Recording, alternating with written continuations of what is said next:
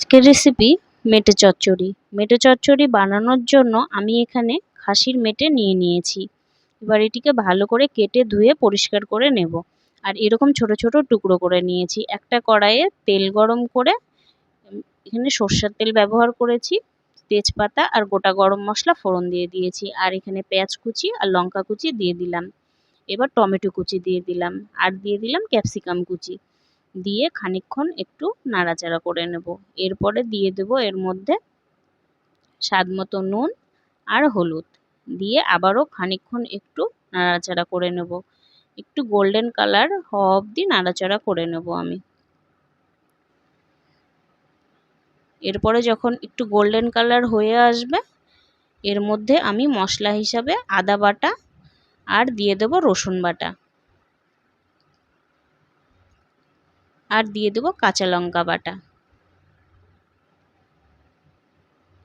দিয়ে আবারও খানিকক্ষণ নাড়াচাড়া করে নেব। আর এখানে দিয়ে দেব জিরে গুঁড়ো আর ধনে গুঁড়ো আর রঙের জন্য দিয়েছি একটু কাশ্মীরি লঙ্কা গুঁড়ো দিয়ে আবারও খানিকক্ষণ মশলাগুলো একসঙ্গে কষিয়ে নেব যাতে কাঁচা গন্ধটা আর না থাকে মশলার।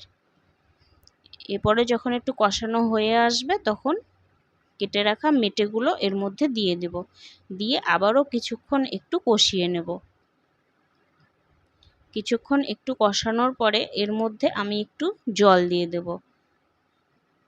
জল দিয়ে কিছুক্ষণ ফুটতে দেব, তাতে মেটেগুলো ভালোভাবে সেদ্ধ হয়ে যাবে। তো মেটেগুলো সেদ্ধ হতে হতে আমি এদিকে একটু আলু ভেজে নেব। আমি একটু মেটের মধ্যে আলু অ্যাড করেছিলাম। আলুটা অপশনাল, চাইলে তোমরা দিতে পারো, যদি ভালো লাগে, না চাইলে নাও দিতে পারো, তবে আলু দিলে কিন্তু টেস্টি ভালো হয়। তো আমার এখানে এই যে জল শুকিয়ে এসেছে মেটে চচ্চড়ির। এরপরে যখন জলটা শুকিয়ে আসবে ভালো করে আবারও কষে নিব তেল ছাড়ার অপেক্ষায়। যখন দেখব তেলটা একটু ছাড়া ছাড়া ভাব হচ্ছে তখন এর মধ্যে আলুগুলো দিয়ে দেব, দিয়ে আবারও খানিকক্ষণ একটু নাড়াচাড়া করে নেব।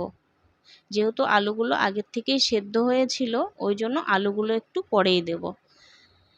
এরপরে আবারও খানিকক্ষণ কষানোর পরে এর মধ্যে একটু গরম জল অ্যাড করব, হালকা গরম জল অ্যাড করব, এতে গ্রেভিটি খুব ভালো হয়।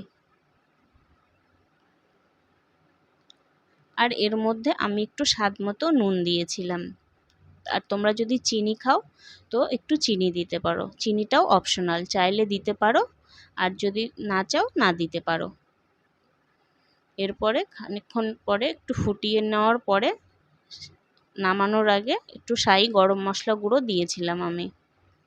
তো এই রেসিপিটি তোমরা ভাত, রুটি, পরোটা যে কিছুর সঙ্গেই খেতে পারো, খুব টেস্টি হয়। তো আজকের রেসিপিটি তোমাদের কেমন লাগলো অবশ্যই জানিও। ভালো লাগলে লাইক, কমেন্ট অ্যান্ড শেয়ার।